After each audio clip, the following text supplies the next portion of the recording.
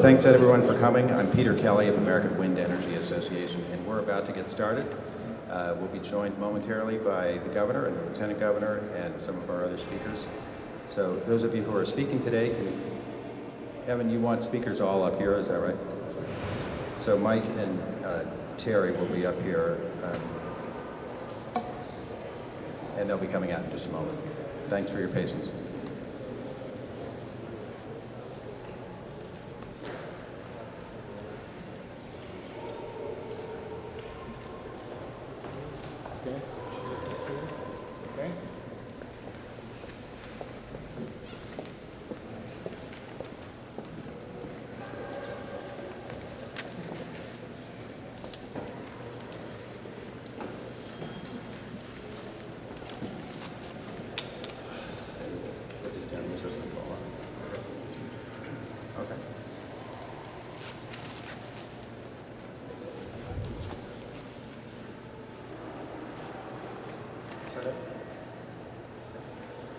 Hello, welcome, and thank you for attending this release of the latest results from the American wind energy industry. We're excited you're all here.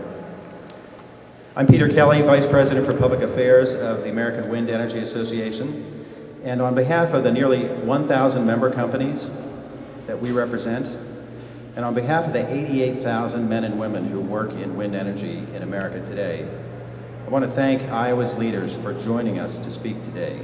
Governor Branstad and Lieutenant Governor Reynolds, thank you. We also welcome and acknowledge State Rep Chris Haginaw and State Rep John Landon. Thank you so much for joining us as well. And we'll be introducing everyone else in just a moment. We'll take questions at the end from the media for our speakers, and then we'll have time for informal conversations with the speakers and with the others present. Wind power is an energy source Americans agree on, and that's why we decided we need to come to the source.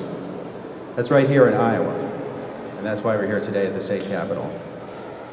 You'll hear in a moment how Iowa continues to be the leader of the success story that other states are now emulating.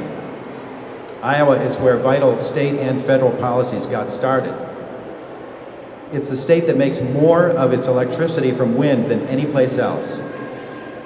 And Iowa farmers can attest to how hosting wind turbines is helping keep families on their farms here in Iowa and keeping those farms in the family for future generations. We have a great product. Here to tell us more about why and to introduce our first speaker is the chairman of the board of directors of the American Wind Energy Association, Chris Brown.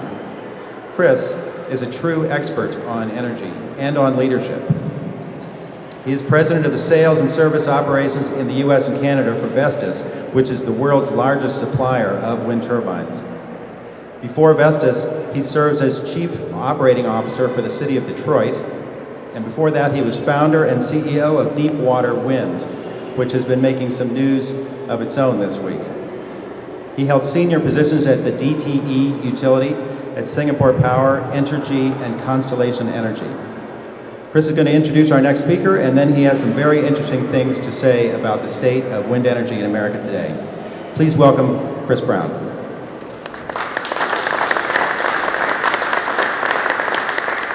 Thanks, Peter. The truth of the matter is that Governor Branstad really needs no introduction to anyone here, much less in Iowa, much less across the nation. He has the distinction of being the longest-serving governor in U.S. history. He signed into law the nation's first renewable energy standard back in 1983. Along with the leadership of Lieutenant Governor Kim Reynolds, we are also honored here to have today, Governor Branstad has made Iowa a national leader in wind energy development. Almost 6,350 megawatts installed, producing more than 30% of the state's electricity wind, which provides wind energy to over 1.6 million homes in Iowa. If I say jobs, he's created 7,000 jobs.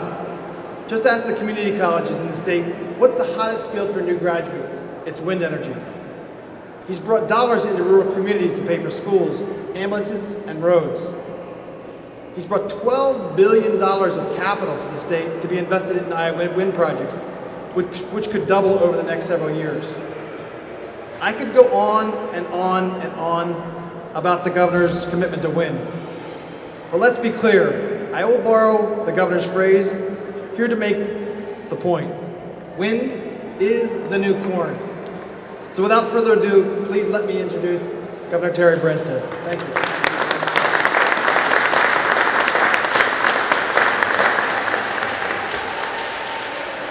Chris Brown, thank you for that very nice introduction. Earlier this year, we celebrated the announcement of the largest economic development project in Iowa history, a huge commitment to Iowa's clean energy future when MidAmerican Energy announced it would be investing $3.6 billion in a new wind energy development in this state. By far the biggest economic development project ever in Iowa history. They plan to build 2,000 megawatts of additional wind power in Iowa between now and the year 2020. And a few months later, Alliant Energy announced a large wind energy investment as well. Alliant's $1 billion investment will deliver up to 500 megawatts of low-cost, reliable, renewable energy. In 2015, 31% of Iowa's energy generation came from wind, putting us ahead of any other state. And today, on behalf of the American Wind Energy Association and the Iowa Wind Energy Association, Lieutenant Governor Kim Reynolds and I are proud to announce that Iowa has now reached another significant milestone. In the last 12 months of reporting, from July of 2015 to July of 2016, in that fiscal year, over 35% of electricity produced in Iowa came from wind energy. In fact, it was 35.8% to be exact. By far, more than any other state. And with the investments that you've already heard about that MidAmerican Energy and Alliant Energy are making, we are very well on track to be the very first state in the nation to generate over 40% of our energy by wind by the year 2020. In Iowa, we embrace our renewable energy leadership, and we've had broad-based bipartisan support from the very beginning, back when I signed that law in 1983. Because wind energy is responsible for over $12 billion of investments in the state, which powers Iowa's economy and benefits many Iowa families. Every wind turbine means income for the farmers on whose land it is, revenue for the local governments that get the property tax from that investment, and rewarding careers for many Iowa families. But Iowa's leadership in renewables goes beyond wind energy. We're also seeing growth in solar and geothermal, and we are the leader in biofuels. We are the #1 producer of ethanol, producing more ethanol than we consume in gasoline. We're a leader in biodiesel as well, and we're proud of our leadership in feeding and fueling the world. In short, Iowa is blessed with tremendous renewable resources, and we're well positioned to continue to build on that leading position. We continue to draw companies to our state because businesses want to have low-cost, renewable, reliable energy. Business leaders say they like Iowa because of our low costs and the growing share that's renewable. So companies like Facebook and Google and Microsoft have all chosen our state. Iowa is seeing positive effects in the counties where wind turbines are operating. And if you drive north or west of here, you'll see a lot of that. Towns hosting wind generation are obviously benefiting a number of manufacturers, and also where these data centers have been located, we've seen a lot of jobs, and I keep hearing further expansions that are going on. Now, as you know, Facebook out here in Altoona, I think they're looking at their 4th building, and Microsoft has a huge expansion going out in West Des Moines. I think they're going to be in 4 different counties when they're done, and then south of Council Bluffs, you have a huge investment that's being made by Google. So each wind project that comes online is an economic boost to those rural communities. And one of the things that people like is to be able to, companies like Microsoft, Google, and Facebook, but also even the manufacturers, like it's low cost and it's reliable.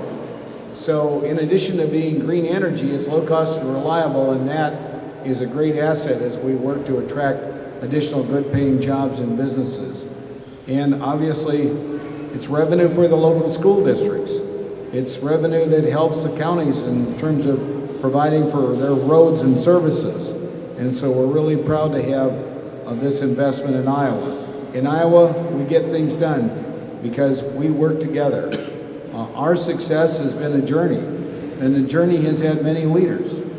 Not only the people that have served in the executive and legislative branches of government, but certainly our utility boards through the years have always been supportive. Industry and government and the community leaders and the landowners have all worked together. I'm proud that one of my first actions was, as was mentioned, to sign this renewable portfolio standard. My very first year as governor in 1983. In fact, Iowa was the first state that had this renewable portfolio standard, and I think 23 or 4 other states have followed our lead. And we've been proud to lead the country, and I'm also been blessed on more than one occasion to chair the governor's wind energy coalition. And now we've merged with the solar energy, and now it's the governor's wind and solar energy coalition, including a large bipartisan group of governors from all across the United States. Thanks to many visionary voices in the executive and legislative branches, as well as tremendous leadership on a bipartisan basis from our congressional delegation, we've seen these great things happen in Iowa. I want to particularly thank the entire Iowa congressional delegation that's fought for the production tax credit, and in particular Senator Grassley, who has been a lead sponsor and a relentless leader in this effort. And some of you may have even seen his commercial where he was on the top of the largest wind turbine in the state of Iowa. And I don't think I'd been interested in climbing to the top of that wind turbine, but he did it, and you got to give him credit for that. The federal production tax credit would not have been possible if it hadn't been for his leadership and the support of our entire congressional delegation. And you that have followed it know that was on again, off again over the years, and it took vigilance and tenacity to keep bringing it back and to get it done as our delegation was successful at doing. All Iowans should be proud of Iowa's leadership in wind energy. Renewable energy is one of Iowa's fastest growing industries, creating good jobs and rewarding careers in communities all across the state, and generating income for the farmers and also tax receipts for the counties. We want a reliable and affordable energy future with clean air and a strong economy, and we want jobs that give Iowans the opportunity to stay and have productive careers here.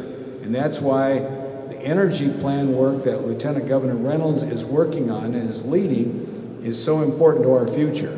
Because we're not only proud of what we've accomplished, we're not done yet. We're looking to the future, and we're looking at how we build on that. We're excited about the projects that have been announced to date, but we're hopeful there will be many more in our future. Together, Iowa will continue to lead the way to advance the country's energy future. Today, we have announced a great milestone, another national record in the growth of wind energy in our state by exceeding 35% of our electricity produced from wind. And I'm confident that we will continue to lead in growing renewable energy and in our rural economic development. So thanks for being here. This is an exciting milestone that we're proud to celebrate. Thank you.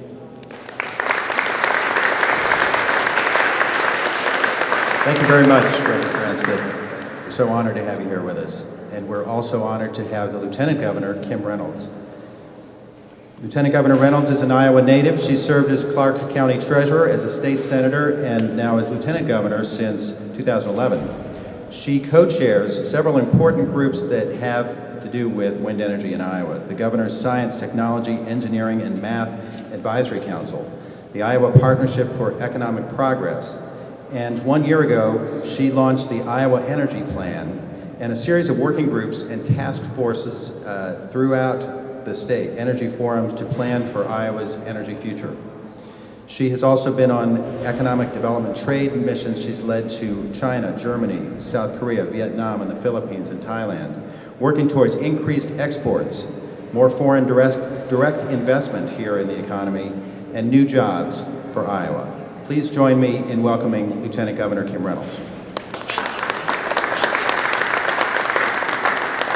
Thank you, Peter, for that very nice introduction. And we can add to that list, actually, my trade mission this year was to Argentina and Uruguay, and they are very, very interested in connecting with you to find out exactly what we're doing with renewable energy in the state of Iowa, and especially wind. And I was tasked with actually connecting the two associations, especially in Montevideo in Uruguay. So they're looking to build out their renewable energy portfolio, and so it's an awesome opportunity for us to be a partner in that. I also, too, want to thank the entire team from the American Wind Energy Association for organizing this event today. As you've heard from the other speakers, Iowa has a great energy story to tell. And as the governor just detailed, we are both proud of our leadership in wind and biofuels. And we enjoy sharing our story as we are showing other states how to advance renewable energy and clean energy technologies. The significant milestone that the governor highlighted, that over 35% of our electricity produced in Iowa comes from wind in the most recent 12-month reporting period, I think, again, just underscores our leadership and the continued momentum that we see in the state of Iowa. And with over 3,100 megawatts of wind under construction or development right now, we are really poised to propel our renewable energy economy even further. But it's not just, and you've heard this also, but it's not just about electricity production itself. It's also the fact that it supports the economy in Iowa and jobs. And wind supports nearly 7,000 Iowa jobs, including STEM jobs for engineers and jobs in manufacturing, and as well as leasing payments for farmers and local governments in rural Iowa.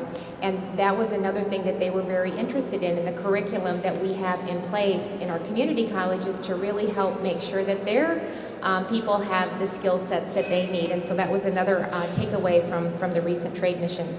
I also want to share some perspective on our own energy planning efforts here in Iowa. The governor talked a little bit about that. I'm really proud to have the opportunity to chair our statewide efforts to develop an energy plan along with the Iowa Partnership for Economic Progress, the Iowa Economic Development Authority, as well as the Iowa Department of Transportation. The energy plan will be a comprehensive review and blueprint for the future. It'll be a means to help set priorities and really provide strategic guidelines for energy policies, energy policy initiatives. And so let me provide just a little bit of context why that's so important. Since taking office, our administration has attracted over nearly $13.4 billion in new investment in the state of Iowa. And when we have the opportunity to meet with business and industry leaders, it's very clear that their location and expansion decisions are centered on not only obtaining a skilled workforce, but it's finding reliable and low-cost energy. In fact, companies often cite our low cost of energy and increasing supply of renewable energy as one of the major reasons for locating here in Iowa. Iowa has the 7th lowest electricity prices in the country, and wind investments being made today will help keep it that way by locking in a low, stable price for electricity. This is an economic competitive advantage, and it's certainly one of the biggest tools we have in our toolbox, and we want to make sure that we maintain that competitive advantage.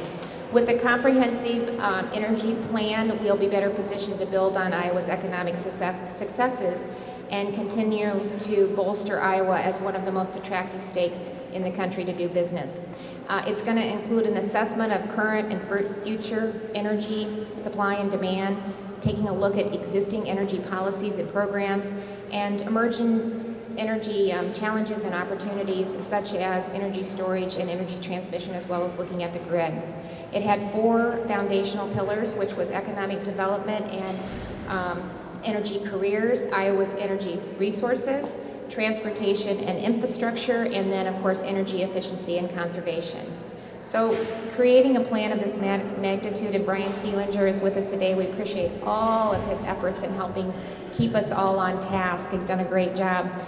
But it's no small undertaking, and as we have the opportunity to analyze the data, to review the tremendous amount of public input that we've had, and start to develop recommendations, we will identify new goals and approaches that will encourage both economic and environmental benefits to help ensure Iowa remains an innovative energy leader.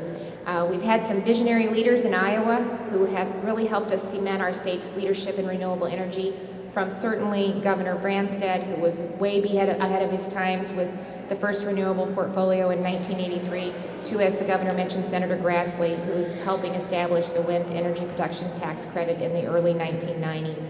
And thankfully, renewable energy has maintained great bipartisan support among Iowa's leaders and has been a key sustained renewable energy growth. So thank you for the opportunity to join you today, and really to continue to celebrate the tremendous milestones that we've seen in the renewable energy, especially with wind. So thank you very much.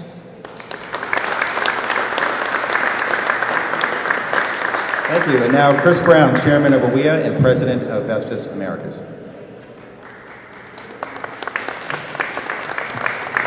Thank you, Governor. Thank you, Lieutenant Governor. We all know wind is a good deal, but today I'm going to tell you about how good a deal it really is. Wind has come from green to mainstream, and that's because it's an irresistible deal for big purchasers and for everyone who pays an electricity bill. That's important in today's economy. Wind is already on sale, 66% less than just a few years ago, and we're not done cutting costs.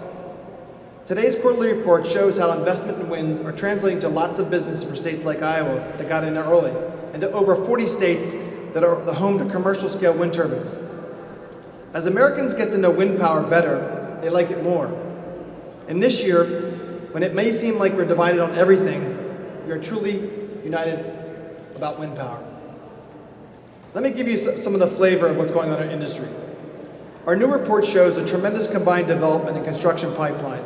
More than 20,000 megawatts of wind capacity is currently under construction or in an advanced stage of development across 32 states. With near record levels of construction nationwide, we've had 2,500 megawatts in new construction announcements this quarter alone, with the majority coming, or with Texas leading the way. I want to mention Mike Fehr and the team at MidAm for their tremendous efforts, as the governor said, to bring MidAm's 2 gigawatt Wind 11 project in Iowa to the grid and at no additional cost to the consumer. Wait a second, did I say and no additional cost to the consumer? Pretty good, Mike. And also Alliant with Terry Kouba, he's here today. He's planned a 500 megawatt Whispering Willow expansion they'll talk about more in a few minutes. And I suspect he's not quite done. The business reality is that the real cost of wind power has dropped below that of new fossil generation. That makes wind a no-brainer choice for major corporations. Facebook has been mentioned, Google, Amazon, you name it. And power producers on almost every strike. So this year alone, project developers have signed 39% more megawatts to PPAs than last year. And non-utility power producers represent a full 1/3 of the total megawatts contracted to power purchase agreements. Utilities, as I mentioned, are also aggressively seeking to add more wind to their portfolios, releasing more than 20 requests for proposals on wind or renewable energy capacity alone, including the likes of Xcel Energy, who's recently requested up to 1,500 megawatts of wind power. The fact of the matter is pretty clear. Wind utilities are replacing coal plants with wind plants. In the third quarter alone, the U.S. wind industry installed more than 895 megawatts of wind capacity, bringing our year-to-date to 1,725 megawatts. With that, U.S. wind capacity now produces enough electricity for over 20 million average American homes. and we're not stopping there. We're just getting started. The unprecedented 5-year extension of the PTC was a beacon for our industry, and it ended the boom and bust cycles we've had to weather previously, and that's a large testament for folks like Senator Grassley. Because of the PTC as a performance-driven public policy, it's helped us to incentivize the most efficient and innovative wind turbine technology. By rewarding productivity, it's helped driving our costs down and keeping us economic. The longer-term extension has also given certainty to manufacturing companies like ours, Vestas, so we can plan for the future and continue to invest in creating more clean energy jobs. And we know that clean power is a proven job creator. Today, as many people have said, wind power supports over 88,000 well-paying American jobs, including 21,000 in manufacturing alone. And now that we have 49,000 wind turbines operating, we've also got the fastest growing job in America, wind turbine technicians. I want to close by noting that wind power is an industry, an energy source, and certainly it's what Americans agree on. In 2016, wind has the kind of bipartisan support usually reserved for, yes, this time of year, baseball and apple pie. Sorry, I'm not sure who's going to win the World Series. Recent polling shows that 91% of likely voters here in Iowa's own 3rd district want more wind power. The Pew survey just confirmed this month that 83% of Americans support expanding wind farms, including strong majorities of all political groups. As I'm fond of saying, wind is winning. Wind is winning here in Iowa, wind is winning in America, and wind will continue to win in the rest of the world. Thank you.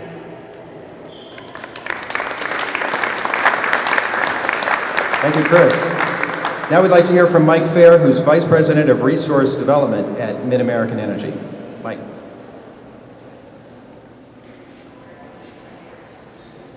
Good afternoon, and thank you, Peter, for your kind introduction. At MidAmerican Energy Company, we're proud to do business in a state that leads the nation in the percentage of energy derived from the wind. As we see more and more Iowans trying to use energy responsibly, we're doing the same. We're looking for ways to expand renewable energy in Iowa. You've heard this before, but growing wind in Iowa has attracted nearly $12 billion to the state, which is helping to drive Iowa's economy and power economic development. Adding to that, the recent announcement of our Wind 11 project put us on the road to realizing our vision for customers, and that vision is to generate as much renewable energy each year as 100% of our customers' usage. We know that our customers want more renewable energy.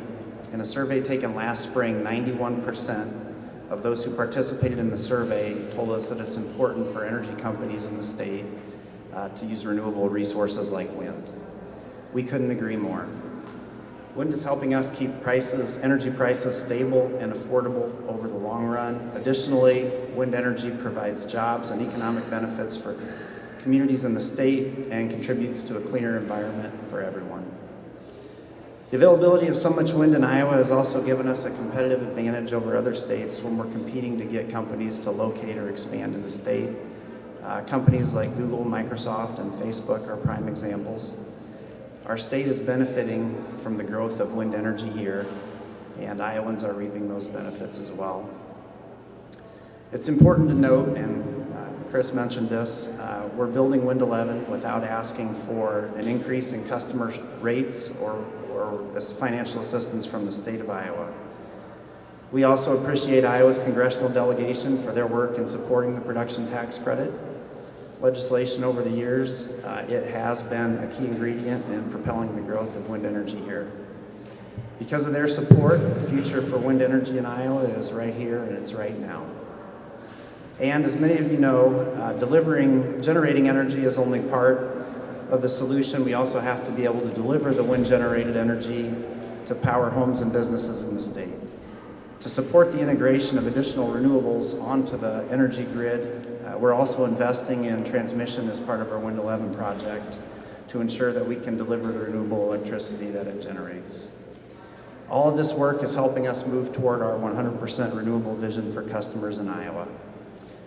That's a pretty bold vision, and while it may seem like an ambitious goal, many Iowans probably don't realize just how far we've already come in our transition to a renewable energy future.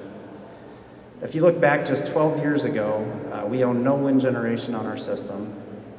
Coal made up 70% of our generation. Since then, as of yesterday, we have built 3,790 megawatts of wind energy.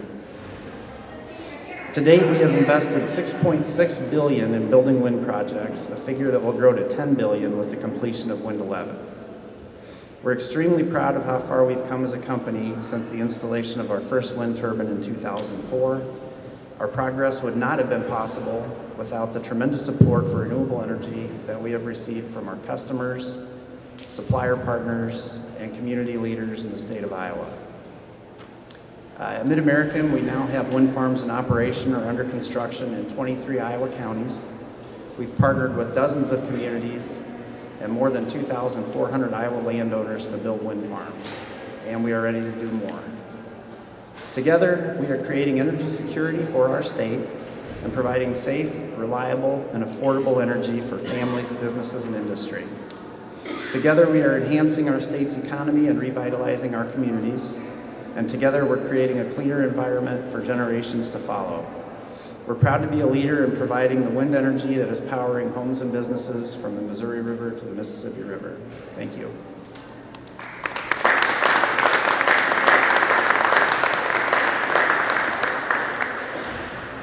Thank you, Mike. And now our final speaker before we go to Q&A is Terry Kouba, Vice President for Generation Operations at Alliant Energy. Terry.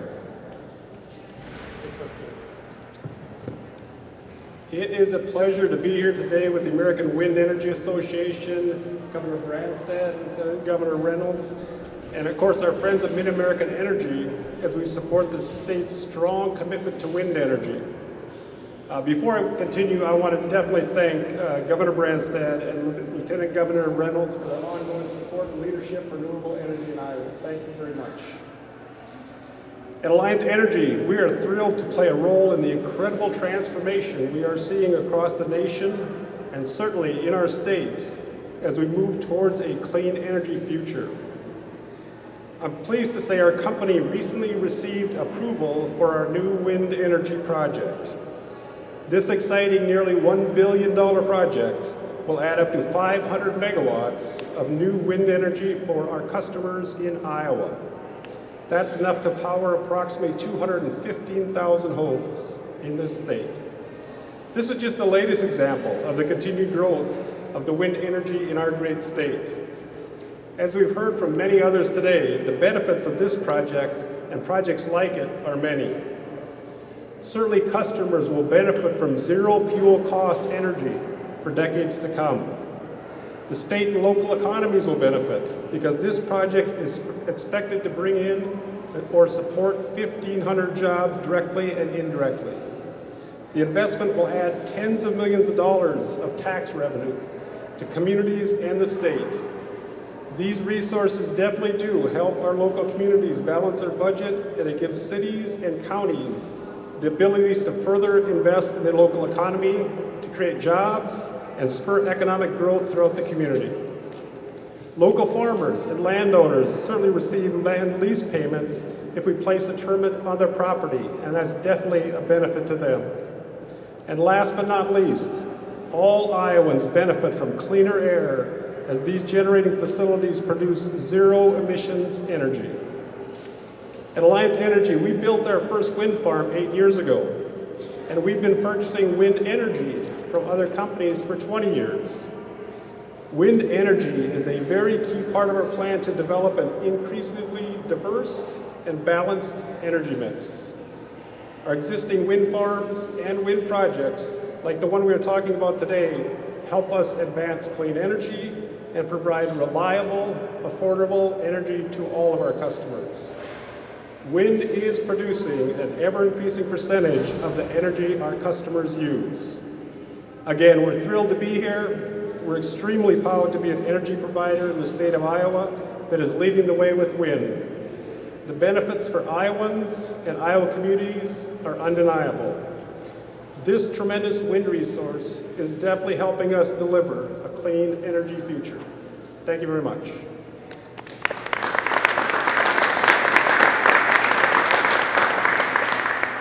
Thank you, Terry. And now we're going to take questions. I do request that press be the ones to ask the questions initially, and then we'll have some informal time to talk with the speakers afterwards. I also remind you this event is focused on wind power in Iowa and across the nation, and I ask that you keep your questions to wind power. So with that said, I have a wireless mic here, and we'll pass it out to members of the media.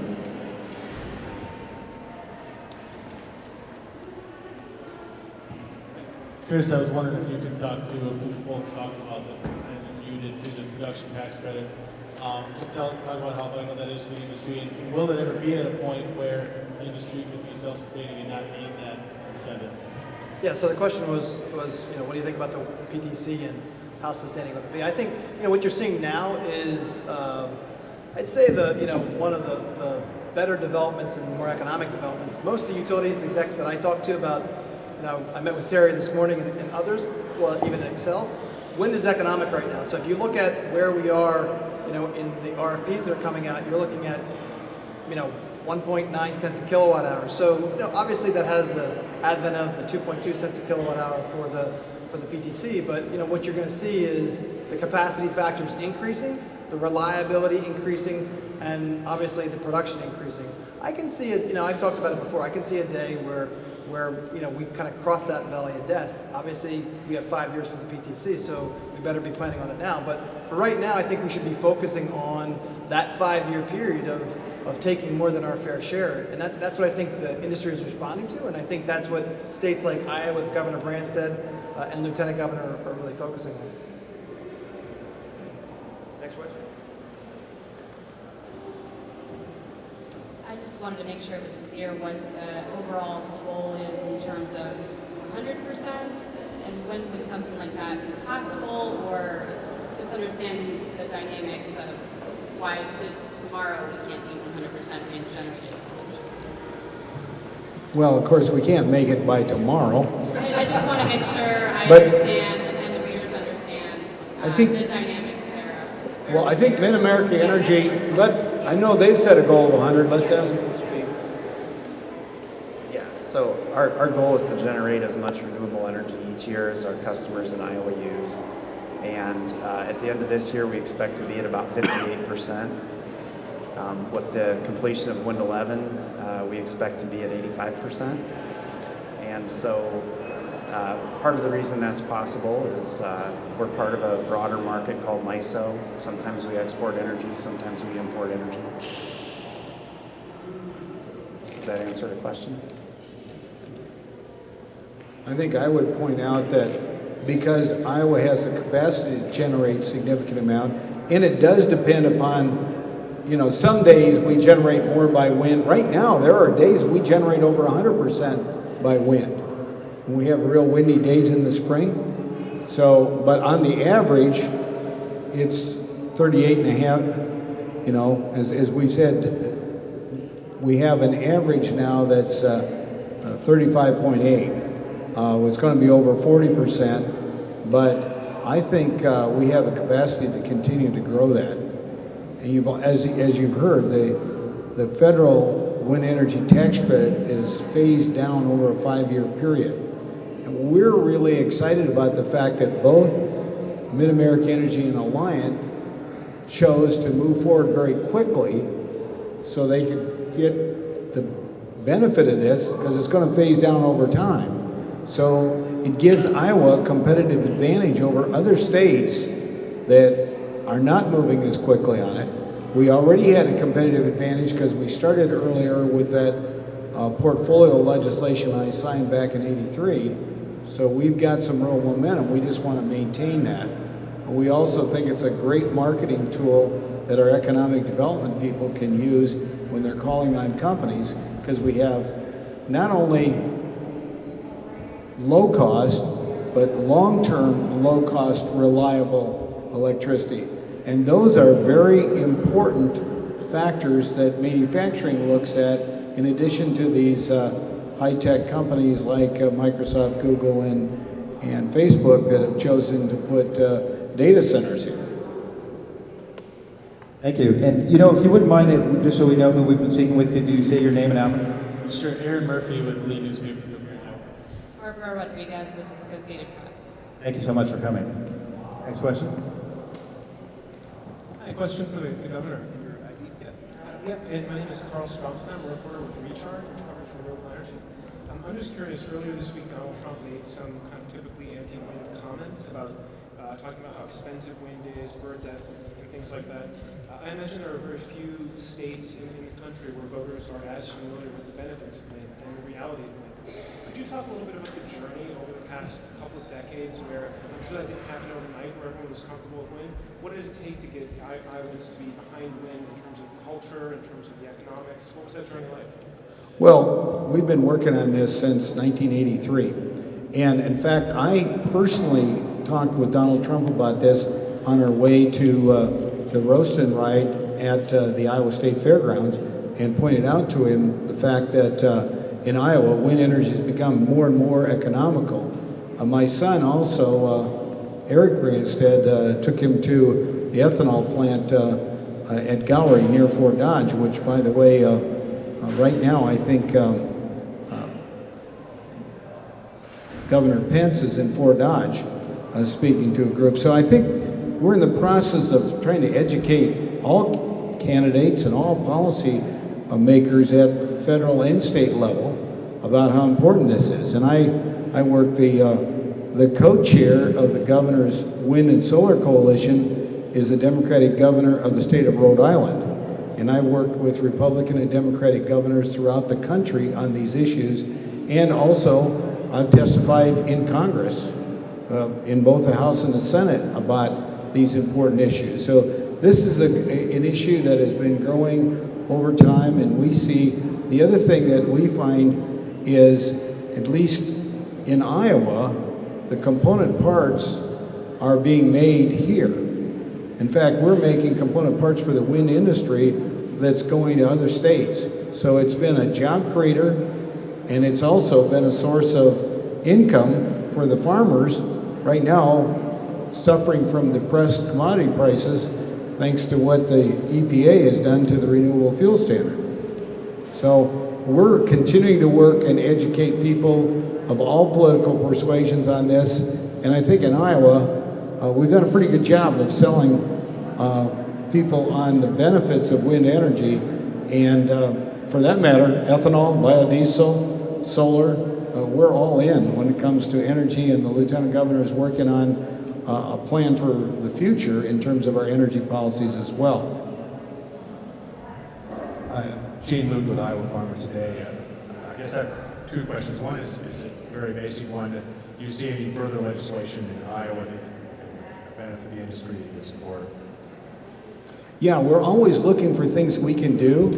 We've tried to do some for small producers as well. You've got two of the big ones here, MidAmerican and Alliant, but I was recently up in Esterville and spoke to a smaller producer up there, and I can tell you, I know a couple of schools. One of them where I went to high school, Forest City, has got a wind turbine out by their football field, and so does Spirit Lake. So, and we do have some businesses that are selling maybe smaller wind turbines for individual farms or businesses.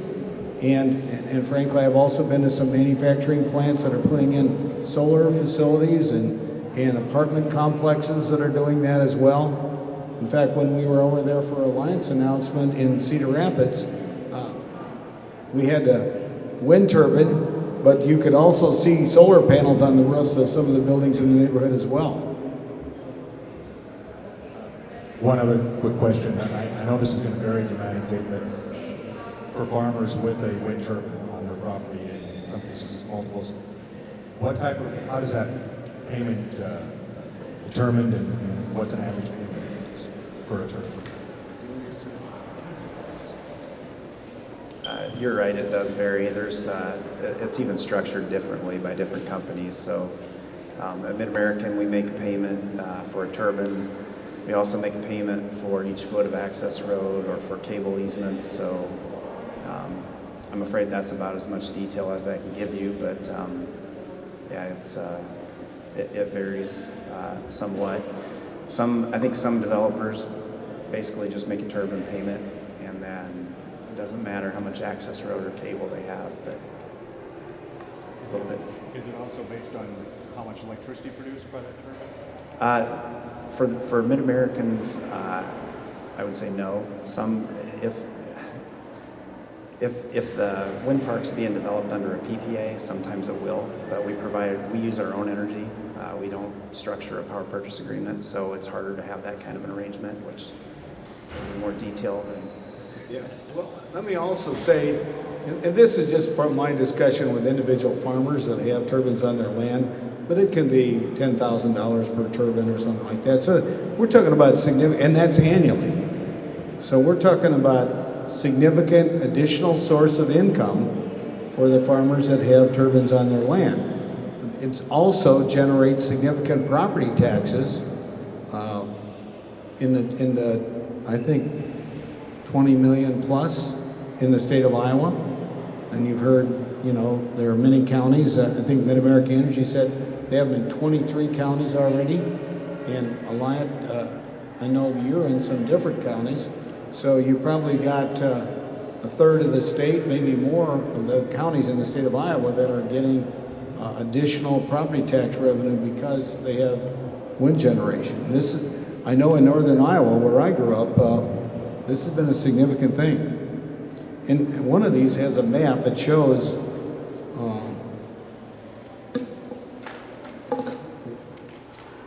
where is that? Yeah, here it is. Yeah, you can see kind of where the wind turbines are. To a great degree in northern and western Iowa, although there's some in northeast Iowa as well. Okay. As you heard us say, a recent headline said wind is the new corn for some of these farmers, and it is a drought-proof cash crop, if you will. Happy to take more questions from the media. Anybody else have a question? If not, we're about to wrap up, and I'll let you think about that one more moment. I thank everyone for coming, both among our speakers, the governor and lieutenant governor. We're so grateful that you're here. And now we'll have a brief time for opportunity to approach speakers one-on-one and have conversations or further interviews. Does anybody else have a final question from the audience? If not, thank you very much for coming, and that's all for today. Bye.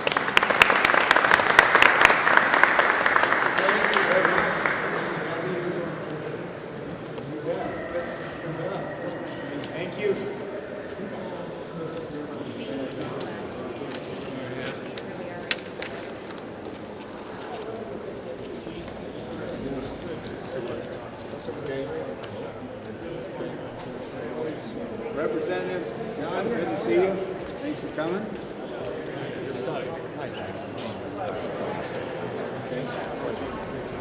Okay. I guess he wants to do an interview.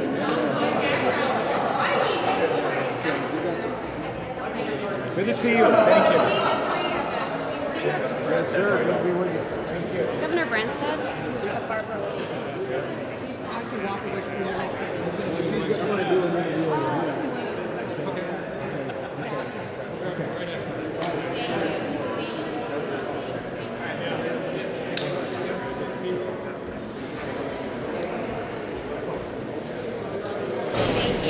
Thank you for your